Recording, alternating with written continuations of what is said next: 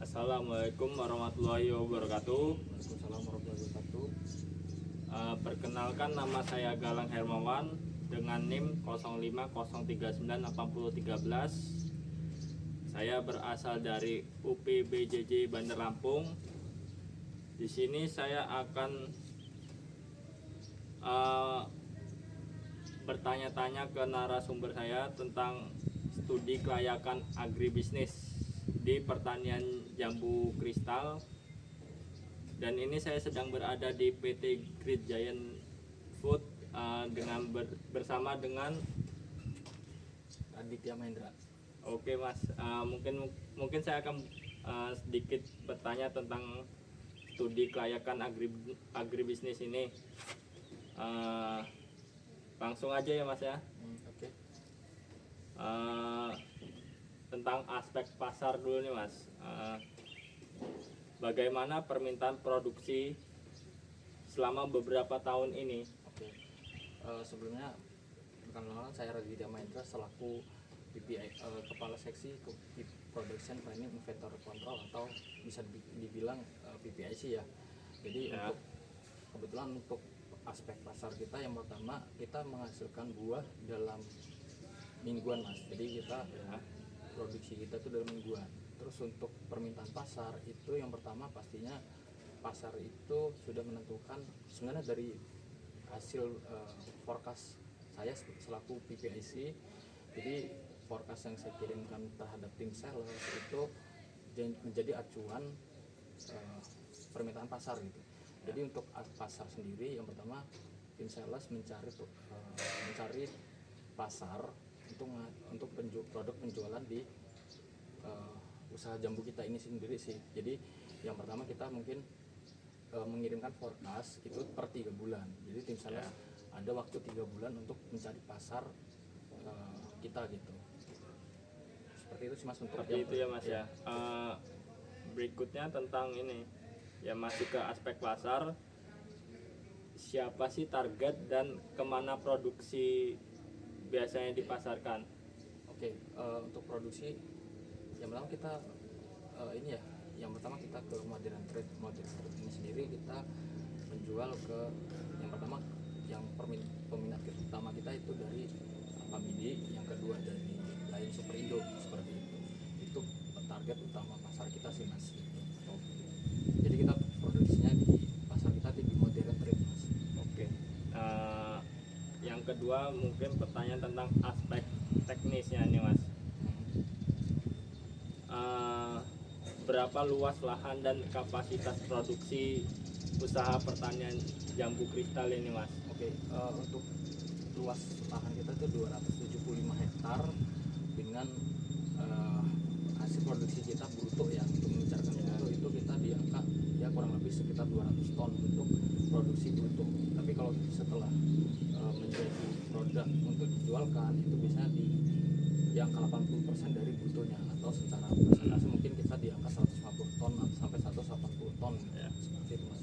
Oke, terus yang ini yang ingin saya tanyakan juga, teknologi atau alat apa saja yang digunakan gitu Mas? Oke, untuk ini teknologi dari ini ya Mas, dari produksinya ya. Ya, benar. Dari produksinya itu kita teknologi yang pertama kita menentukan, jadi kita ada jadi kita di produksi itu ada yang namanya mesin untuk mendamper Mas. Jadi kita otomatis, jadi kita untuk mengatur kecepatan damper atau kita dengan melakukan grading buah, itu salah satu bentuk teknologi kita sih Mas, kurang lebih seperti itu. Oke, terus yang ketiga tentang aspek manajemen. Mungkin bagaimana pembagian tugas di sini Mas? Aspek manajemen Mas. Jadi oke, manajemen kita sebenarnya untuk ini struktur organisasi ya. Ya, pembagian tugasnya itu. Jadi kita struktur organisasi kita yang pertama itu ada secara yang pertama tim kebun itu yang melakukan produksi di kebun. Yang kedua ada tim panen, yang ketiga ada tim panen untuk melakukan panen, yang kedua ada tim produksi. Produksi ini dia yang melakukan menghasilkan buah di packing house. Jadi tim produksi itu biasanya ada di packing house, ataupun saya selaku PBC itu itu di tim produksi untuk merencanakan produksi kita seperti itu sih Mas. Terus mungkin bagaimana sistem pengupahannya itu seperti gimana? Oke. Seperti apa? Jadi kalau untuk tenaga kerja harian ya, Iya, kalau untuk benar. tenaga kerja harian itu kita bayar sistem upahnya itu jadi setiap tenaga kerja itu masuk sehari Iya. itu dibayar sesuai dengan UMR per harinya sih Mas. Jadi Oke. misal UMR-nya Lampung itu Lampung ya, Mas. misal 3 juta, berarti berapa hari dalam satu kerja itu misal 25 hari, jadi Ya. dibagi 20 hari, itulah perhitungan per harinya untuk tenaga Oke. kerja. Terus yang kedua ada sistem lembur juga sih, jadi untuk sistem lembur ini ya berapa jam yang dilakukan, jadi kan setiap hari itu kita kerja 6 hari, dengan kerja Ya. 6 hari itu 7 jam per hari.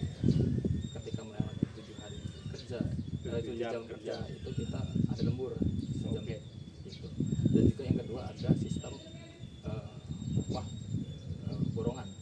Jadi upah borongan itu dia seberapa banyak dia menghasilkan target seperti itu sih Mas.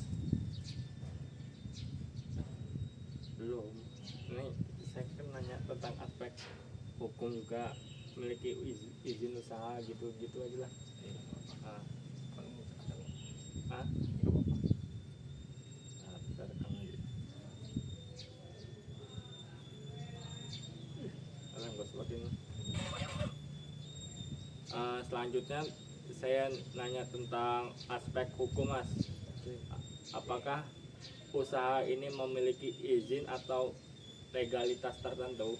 Oh iya, iya kita ini ada sih Mas. Kalau itu ada sebenarnya untuk kita saya nggak bisa menjabarkan apa Ya. aja sih, tapi yang jelas kita ada tentunya. Terus juga untuk sistem legalitas terhadap mutu kita ada itu HACCP dan yang kedua itu Global GAP, yaitu untuk standar legalitas terhadap kualitas buah seperti itu sih. Terus dan ini apakah usaha tergabung dalam koperasi gimana ini maksudnya? Apakah usaha ini tergabung dalam kelompok tani atau koperasi? Enggak sih Mas, kalau kita Enggak ya? kita dia karena skalanya perusahaan, jadi kita ya tetap manajemennya dari perusahaan sih. Dari perusahaan gitu ya, Mas ya. Oke. Yang kelima mungkin tentang aspek sosial, ekonomi dan budaya. Yang pertama mungkin apakah usaha ini membuka lapangan pekerjaan bagi masyarakat sekitar? Ya itu tuh pasti tentunya membuka lapangan pekerjaan sih Mas. Jadi untuk jambu ini kita kan punya tenaga kerja setiap masing-masing tim lah. Jadi biasanya untuk orang-orang sekitar ini membuka lapangan pekerjaan. Yang pertama karena kita untuk di produksi sendiri itu kita ada hampir 1000 tim Ya. tenaga kerja gitu. Jadi biasanya kita mengambil itu tenaga kerja yang berada di sekitar daerah kita seperti itu. Dari PT sini ya, Betul. sekitar sini ya. Oke, terus yang ini Mas, apakah usaha ini dapat diterima di masyarakat gitu Mas? Oh ya tentunya sih Mas. Kalau diterima pasti diterima. Itu tadi yang kita bisa dikatakan sebenarnya untuk pengendalian kita kan sebenarnya ada analisis dampak lingkungan ya. Ini yang pertama Ya. kita jauh dari lingkungan pemukiman warga lah. Ya, Jadi benar. untuk aspek dari lingkungannya mungkin nggak mengganggu masyarakat sekitar, sehingga masyarakat sekitar tidak terganggu gitu. Jadi aman sih Mas gitu. Mungkin yang terakhir tentang aspek lingkungan Mas, apakah kegiatan usaha ini menghasilkan limbah?